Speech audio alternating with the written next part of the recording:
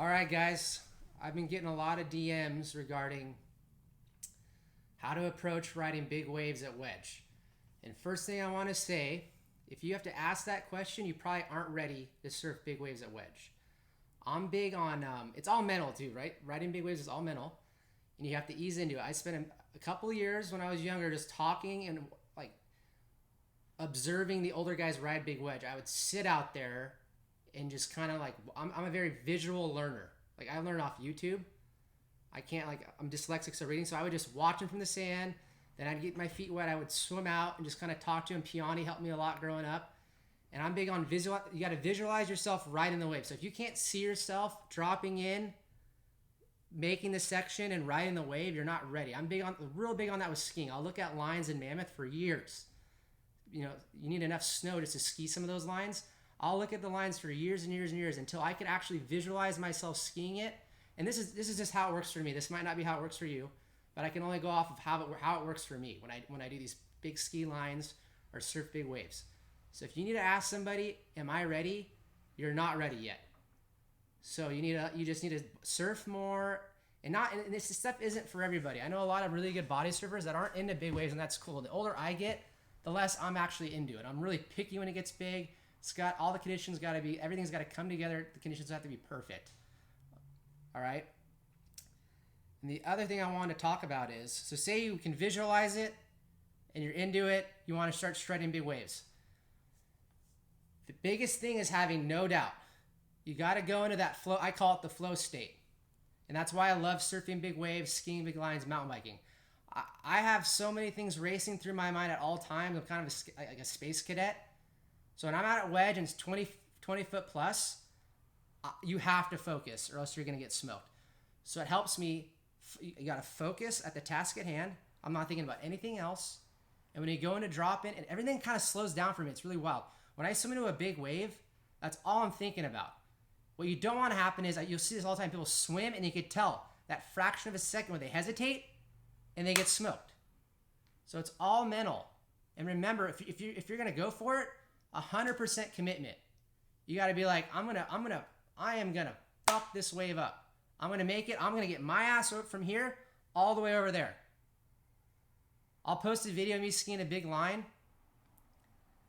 This is in Top World in Mammoth. The GoPro doesn't get much justice, but it's literally like 5 feet wide, as steep as it gets. This line rarely gets skied. You need huge snow years to ski these lines. And it was all visual. I knew what I had watched a guy, Bernie, in Mammoth ski it multiple times online, right? It's like Cool Runnings in the bobsleigh within the thing, right? It's all visualization. It's a hard, like I can actually visualize it right now. It's a pretty much a straight line into a hard power turn to the left to get out of the chute, and then you got a speed check on your right side, get back left because there's a huge cliff on the right side, and it's a straight line out of there. And there's this gnarly traverse. Everyone traverses under these lines to get into climax. So I had to know I was going to hit the traverse and make it through that section. So yeah, it's all visualization, and doing these gnarly things is all mental. All right? Most anybody, like my buddy James Lewis, kid's a stud. If he sees a gnarly dude, he just breaks it down like he's just a human just like me. I can do it.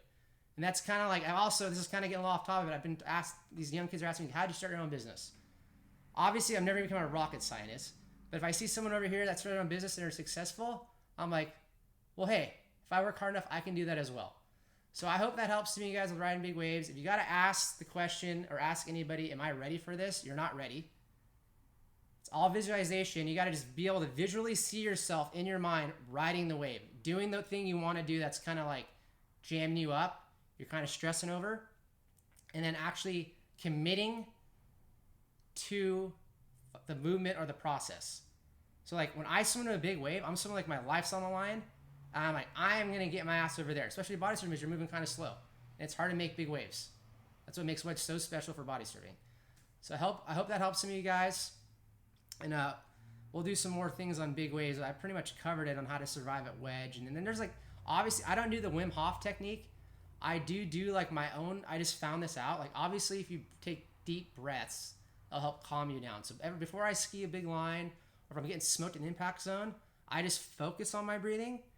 Isn't that helps me not think about the bigger picture, right? The situation where I might I'm in trouble. So I like to just focus on my breathing. It slows down your mind. And I inhale deep through my nose and exhale out my mouth. And I know people do Wim Hof. That's cool. Check him out. So yeah, I will be back later.